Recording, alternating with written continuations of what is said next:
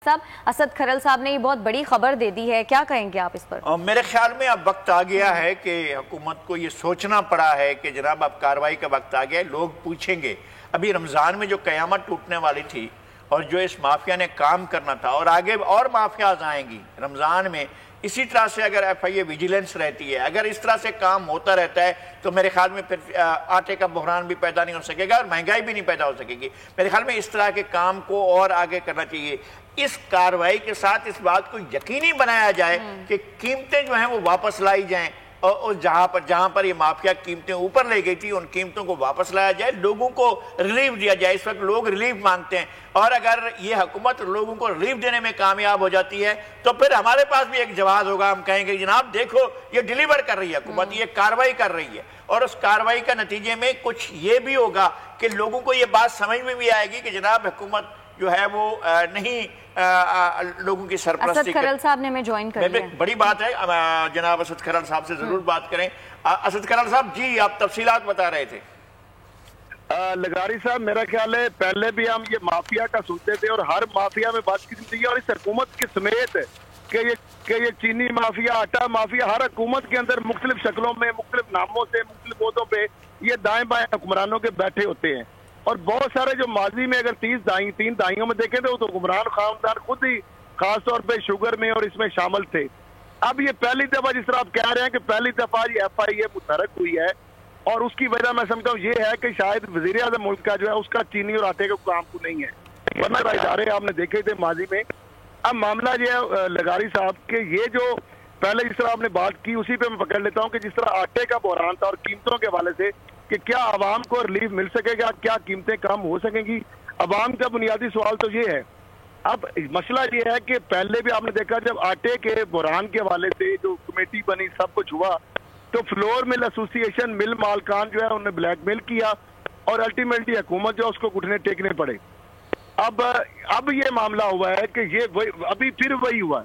इन्होंने अटेम्प्ट जब ये अभी इन्होंने, मैं आपको अगर बता देता हूँ कि 40 जो सरकर्दा अरकान है उनके बाकायदा बैंक अकाउंट FIA ने पकड़ लिए हैं।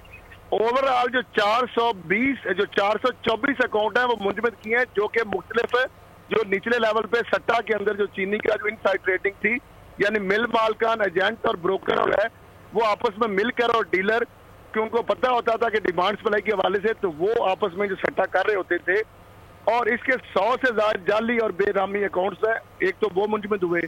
फिर इसके साथ साथ जो आवाम के हवाले, जिस तरह आपको पता है कि ये एक बुरान बड़ा सिर्फ 20 रुपए कीमत के हवाले से जो FIA इनका सिर्फ जो 70 से जब 90 रुपए हुई चीनी तो 110 अरब रुपया इनके अकाउंटों में गया। और फिर इसके जो माफिया के खुफिया हिसासों की छानबीन जो है उस हवाले से जो टीमें हैं 20 और उन्होंने किया गया जी। लगारी साहब अभी की जो बात है, अभी टीम बैठी और के ऑफिस में और अब उन्होंने क्या किया है कि 424, मैं आपको एग्जैक्ट उनका जो मैं वर्ड बता रहा हूं कि 424 बैंक अकाउंट जो है वो उन्होंने आइडेंटिफाई कर लिया और मुंजमद भी कर दिया शुगर सट्टा जो प्लेयर्स हैं उनके हवाले से। और टोटल उनके अंदर लगारी साहब जो अवाम की जो जेबों से निकाला लूटा माल 70 अरब रुपए का पहली दफा ये बाकायदा उन अकाउंटों के अंदर पड़ा हुआ है जो मनी है। असद साहब आज अकाउंट जो मुझे जी असद साहब आज ही एसोसिएशन ने जो शुगर मिल्स की है इन्होंने क्रशिंग बंद करने का ऐलान किया है। आज ही ये ऐलान सामने आया है।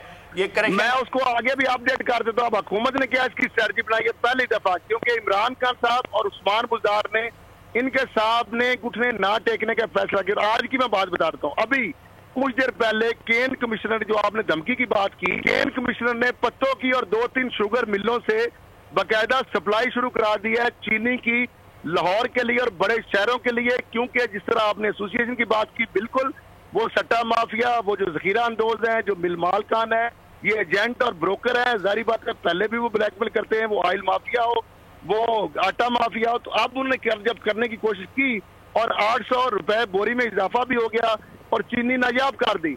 अब हुकूमत ने यह किया है कि उन्होंने पहली मरतबा एक और काम किया बड़ा। उन्होंने एक तो मिडल मैन, जिस तरह पहले गन्ने और उसके दरमियान मिल माल पैसे लेके बाहर आ जाते थे और किसानों से सस्ता गन्ना उठाते थे और बीच में वजन भी अपनी मर्जी का, वरना मिल वाले का आपको पता ही जिस तरह CPR थमा देते थे पर्चियां की, जनाब आपको साल बाद किस्तों में पेमेंट मिलेगी। एजेंट उनके पैसे लेके खड़े होते थे, 300 और 250 रेट की बजाय 200 रुपया किसान मजबूर होते थे। वो भी सारा ये तो ये खत्म। अब पहली दफा पंजाब हुकूमत ने शुगर केन में पहली दफा 300 तक गन्ना हुआ, जिम्मेदारों को कमाद का पैसा मिला। अब और स्ट्रेटजी है वो ये हुकूमत पंजाब करने जा रही है कि जो एक तो डीसी जो मुतलका है और जो हुकूमत पंजाब को भी और केन कमिश्नर के हैं कि वो जो चीनी मिल मालकान की और कमान के जो पैसे तो वो दिलवा ही रहा था, किसानों को इंश्योर कर रहा था, ऑर्डिनेंस भी आ गया। अब चीनी जो है उसकी कीमत और स्टॉक जो है हर 15 दिन बाद मिल मालकान जो पाबंद कर दिए गए हैं और अपने रिस्पेक्टिव जो डिप्टी कमिश्नर हैं उनको वो पाबंद होंगे कि अपना स्टॉक जो है बताएंगे, और जो स्टॉक के अलावा अगर कहीं से उनकी चीनी पकड़ी गई तो वो जनाब उनको जब्त कर ली जाएगी। और इसी तरह जो ब्रोकर और स्टॉकिस्ट हैं उनका भी ये किया जा रहा है कि उनको भी रजिस्टर कराना पड़ेगा और सारी चीजें अपनी बतानी पड़ेगी।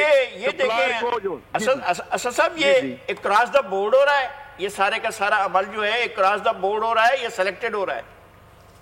नहीं, इसमें आप देखें जहांगीर तरीन साहब, अली तरीन साहब, हमजा शहबाज, इसमें शहबाज शरीफ, ये पंजाब में जितने भी प्लेयर है आपको पता है, उसमें खुसरो बख्तियार वगैरह जितने भी ले हुए मिल मालकान है, जारी बात है उसमें मेजर लाइन शेयर अगर बात करें प्रोडक्शन के हवाले से तो वो तो जहांगीर तरीन साहब का आता है।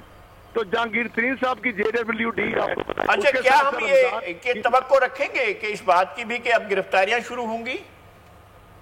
बिल्कुल। अब देखें लगारी साहब, जब कानून अपना रास्ता 10 FIR 10 मुकदमा दर्ज हो चुके हैं। सबसे पहला अली तरीन, जहांगीर तरीन वगैरह और JDW पे ही मुकदमा हुआ था। अब तक 10 FIA दर्ज कर चुकी है और जाहिर बात है जब FIR दर्ज हो गई है तो उसके बाद गिरफ्तारियां भी होंगी। अच्छा, आपने ये हवाला दिया था कि डॉक्टर रिजवान जो है इस कार्रवाई की निगरानी कर रहे हैं। अमूमी तौर पर उनके बारे में ये एक राय है कि वो बहुत प्रिंसिपल के आदमी हैं और जो मौके अख्तियार कर लेते हैं वो उससे पीछे नहीं हटते हैं। आपका ख्याल है कि डॉक्टर रिजवान जो है फ्री हैंड होकर काम कर रहे हैं? उसकी एविडेंस एक आपके सामने है कि सिंध में भी जो हुक्मरानों से जारी बात है उनके ऐसी चीजें रिपोर्ट्स उन्होंने की थी जो हुकूमत वक्त को जारी बात है प्रोविंशियल गवर्नमेंट के अंडर होता है पुलिस डिपार्टमेंट सिंध में। आपको पता है उन्होंने अपने ही हुक्मरानों के शायद कुछ लोगों के बारे में इस तरह की रिपोर्ट IG को भिजवाई थी जिस पर उनको सिंध बदर किया गया था। तो अब यहाँ पे जो वो काम कर रहे हैं क्योंकि पुलिस PSP अफसर हैं पुलिस के भी और डायरेक्टर FIA हैं और उनके नीचे टीमें हैं और बराह रास्त इस जो ऑपरेशन को ना सिर्फ पंजाब हुकूमत की मामलत है, मुकम्मल सरपरस्ती है और इंटेलिजेंस इदारों की सरपरस्ती है क्योंकि वजीर आजम ने ये टास्क दिया और बराह रास्त वजीर आजम को वो ये रिपोर्ट कर रहे हैं। DG FIA वजीर दाखिला शेख रशीद है, मशीर अकाउंटेबिलिटी और साथ स्टेट मिनिस्टर फॉर इंटीरियर क्योंकि FIA उनके नीचे आती है, नैब तो नहीं आता, ऑटोनमस बॉडी है तो वैसे उसके पास नहीं है। बहरहाल FIA चूंकि वजारत दाखिला के नीचे आती है तो वो बराह रास्त ये सारी चीजें जो वजीर आजम साहब को डेली बेसिस पे और वजीर आजम ने उनको और पंजाब के केन कमिश्नर को और उस्मान बुजदार को ये टास्क दिया है कि अगर इस दफा भी जिस तरह नोटिस लिया और चीनी भी महंगी होगी नायाब भी होगी देखा। हाँ जी ठीक है। सब्सक्राइब करें और बेल दबाएं ताकि कोई खबर रह न जाए।